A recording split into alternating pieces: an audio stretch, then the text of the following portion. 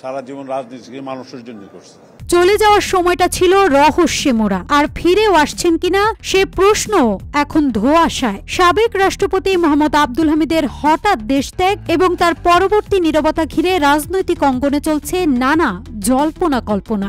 এত বিতর্কের মাঝেও কি দেশে ফিরছেন আব্দুল হামিদ? ৮২ বছর বয়সী এই প্রবীণ রাজনীতিকের হঠাৎ বিদেশ যাত্রা এমন এক সময় ঘটেছে যখন তার নামে কিশোরগঞ্জে করা মামলার বিষয়টি নতুন করে আলোচনায় আসে। ছাত্র আন্দোলনের সময় ঘটে যাওয়া সহিংসতার ঘটনায় দায়ের হওয়া ওই মামলার বিষয়ে সরকার পক্ষ প্রথমে নীরব থাকলেও পরে কয়েকজন পুলিশ কর্মকর্তার বিরুদ্ধে ব্যবস্থা নেওয়া হয়। এরপরই আব্দুল হামিদের বিদেশ যাত্রা ঘিরে নানা গুঞ্জন দানা বাঁধে।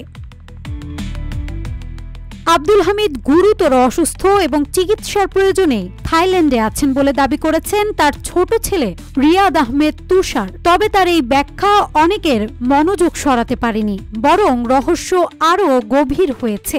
রাজনৈতিক বিশ্লেষকরা বলছেন এটা কেবল চিকিৎসা নাকি চাপের ফলাফল তা নিশ্চিত করে বলা যাচ্ছে না।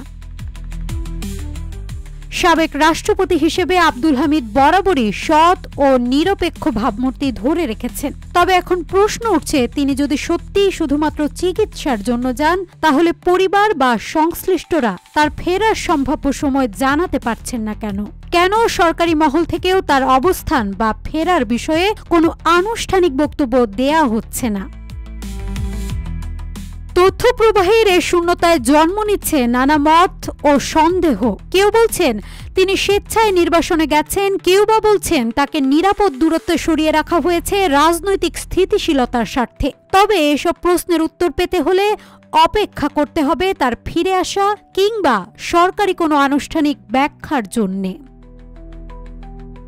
এখন দেশের মানুষ অপেক্ষা করছে আব্দুল হামিদ কবে ফিরবেন, আদৌ কি ফিরবেন কিনা, আর ফিরলেও আগের মতো খোলামেলা কথা বলতে পারবেন কিনা। আপাতত তার থাইল্যান্ডে অবস্থান যেন এক অনুচ্চারিত রহস্যের কুয়াশায় ঢাকা পড়ে আছে। এদিকে সামাজিক যোগাযোগ মাধ্যমে কিছু ব্যক্তি ডক্টর আসিফ নজরুলকে সাবেক রাষ্ট্রপতির বিদেশ যাত্রার অনুমোদনের সঙ্গে জড়িত বলে অভিযোগ করেছেন। তবে তিনি এসব অভিযোগকে জঘন্য মিথ্যাচার বলে অভিহিত করছেন। আসিফ নজরুল বলেন, তার মন্ত্রণালয়ের অধীনে আছেন নিম্ন আদালতের বিচারকরা। বিমানবন্দর পাহারা বা কারো চলাচলে বাধা দেয়া আদালতের বিচারকদের দায়িত্ব নয়।